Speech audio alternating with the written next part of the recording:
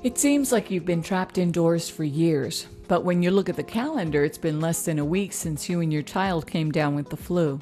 Initially, the flu came on strong and it felt like you had just been hit by a bus. It overwhelmed you. But just as you're getting more comfortable, the phone rings. Your child's daycare is calling to tell you that your younger son is ill now and his symptoms sound like he probably has the flu too. He's acting lethargic and is hot with fever, and he's a little on the grumpy side too. You head to the daycare to pick him up and care for him at home.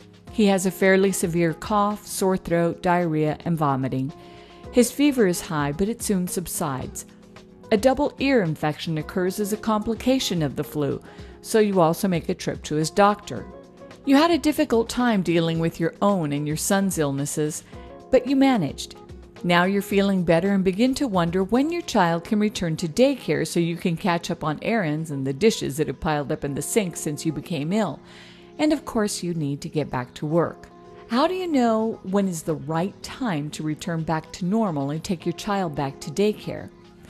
First, let's see if he is well enough by answering some questions. When was the last time he vomited or had a bout of diarrhea? Primarily, children have diarrhea or vomiting symptoms with the seasonal flu. If it's been a couple of days, that's a positive sign. Does he still have a cough, sore throat, or other symptoms? What is his current temperature? Is it elevated? Does he still have a fever?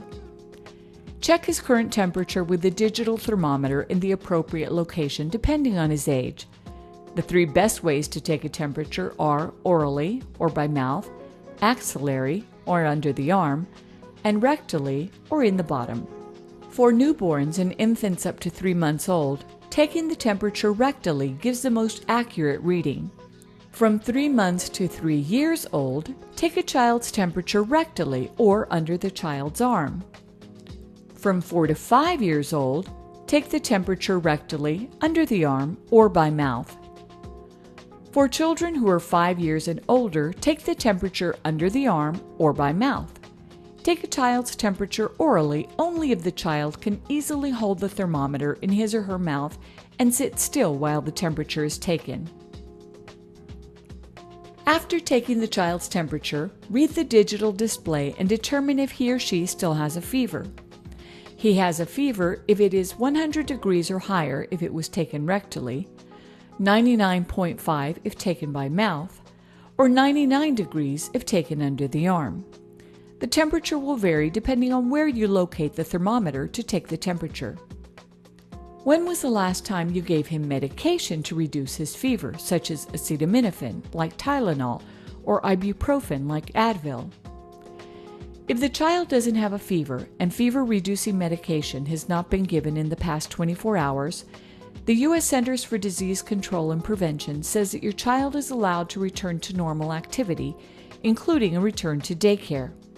Prior to a child returning to daycare after having had an illness like the flu, it is advised that the parent obtain a doctor's note saying that the child no longer has the illness or the child has been symptom-free for at least 24 hours. Good news! Since both of these criteria have been met by your son, he is ready to return to daycare. Now you can go back to work and take care of other things needing to be done. This production has been brought to you by the Texas AgriLife Extension Service. For more information, please visit our website at texashelp.tamu.edu or contact your local county extension agent.